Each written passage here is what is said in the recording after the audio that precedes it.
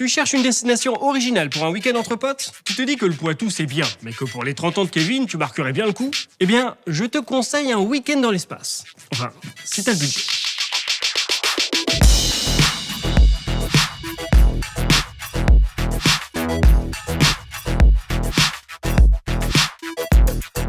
Bonjour à tous et bienvenue sur Déclic, la chaîne dédiée aux esprits ingénieux. De Shanghai au bush australien, de New York à Vesoul, on peut aller partout sur notre beau caillou, mais depuis peu, on peut aussi en sortir et faire du tourisme spatial. Et autant vous dire que pour envoyer ces types dans l'espace, ça n'a pas été simple.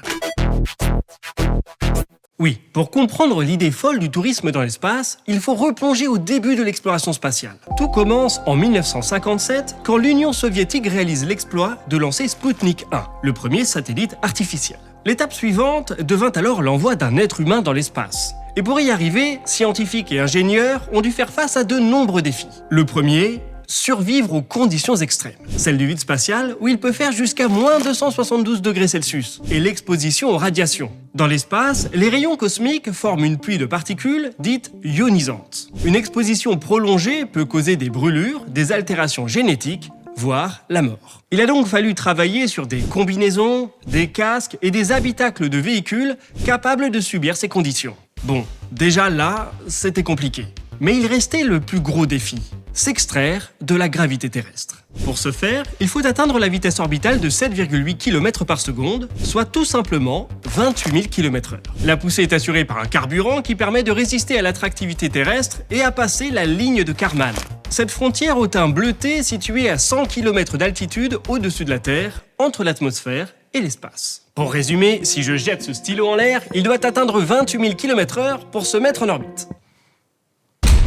Pour résoudre ces défis, l'agence spatiale soviétique n'a pas eu d'autre choix que de faire des tests avec des animaux. Petite pensée pour la chienne Laika, premier être vivant à avoir été envoyé dans l'espace en 1957, qui n'en est malheureusement pas revenu en vie.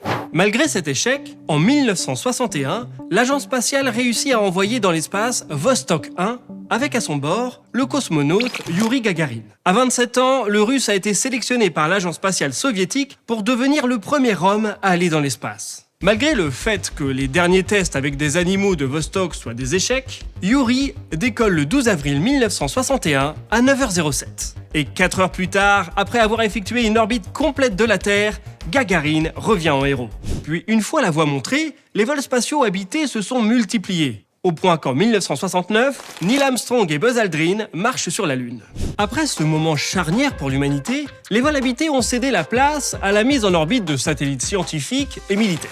Jusqu'à ce qu'en 1983, une collaboration des agences russes, américaines, européennes et japonaises ait lieu pour mettre sur pied, enfin sur orbite, la Station spatiale internationale, qui sera achevée en 2011, devenant ainsi le premier hôtel dans l'espace. Un hôtel avec étoiles, mais sans lit double, sans bar, sans piscine, sans spa et réservé aux astronautes bien sûr. Enfin, ça, c'était jusqu'en 2001. En proie à d'énormes difficultés financières, l'agence spatiale russe et ses dirigeants ont décidé d'ouvrir leurs vols spatiaux au public. Information qui n'a pas échappé à un certain Denis Tito.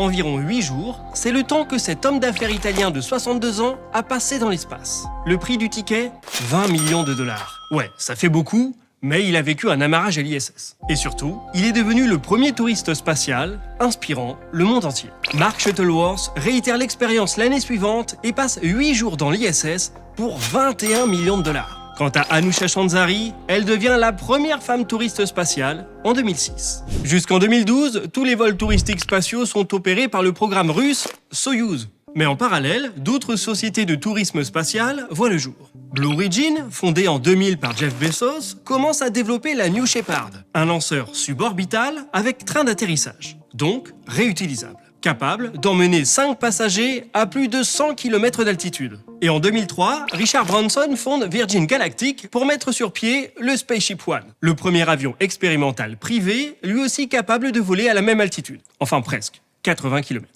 Le vol VSS Unity de Branson décolle le 11 juillet 2021 avec à son bord le patron et 3 de ses employés. Jeff Bezos, lui, décolle à bord du New Shepard le 20 juillet 2021.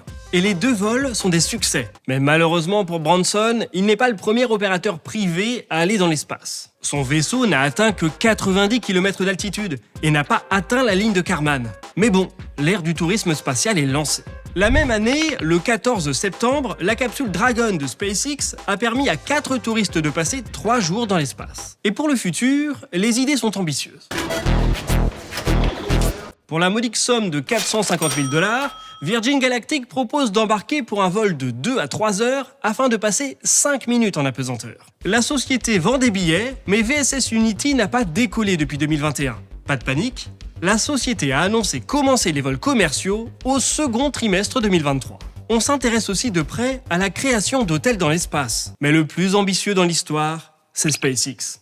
L'entreprise espère envoyer en 2024 les premiers touristes autour de la Lune et commencer la colonisation de Mars avant la fin de la décennie. Soyons honnêtes, les délais sont assez courts, mais l'ambition première du tourisme spatial n'est pas au fond d'aller boire un cocktail en apesanteur, mais bien de maîtriser l'espace pour à terme y vivre. Bon, avant même d'y penser, il va falloir résoudre un tout petit souci comme l'impact environnemental. Un lancement de fusée, ça émet 200 à 300 tonnes de CO2. Pour comparer, une tonne, c'est ce qu'émet un trajet de 5181 km en voiture. Un bon Paris-Téhéran. Et on pollue aussi l'espace avec des débris. En 2022, l'Agence spatiale européenne en a recensé 3600 de plus de 10 cm et 500 satellites inactifs. Si on continue à transformer l'espace en poubelle, on ne pourra même plus sortir de notre planète. Donc avant de parler de tourisme, une petite clean walk, ce serait pas mal. Merci d'avoir regardé cette vidéo. On se retrouve vite pour découvrir une nouvelle innovation qui a changé ou va peut-être changer le monde. Pensez à cliquer sur le pouce, à vous abonner et à activer la cloche pour voir les prochains épisodes. Bon allez, moi je décolle. Enfin je décolle, je vais dans le Poitou.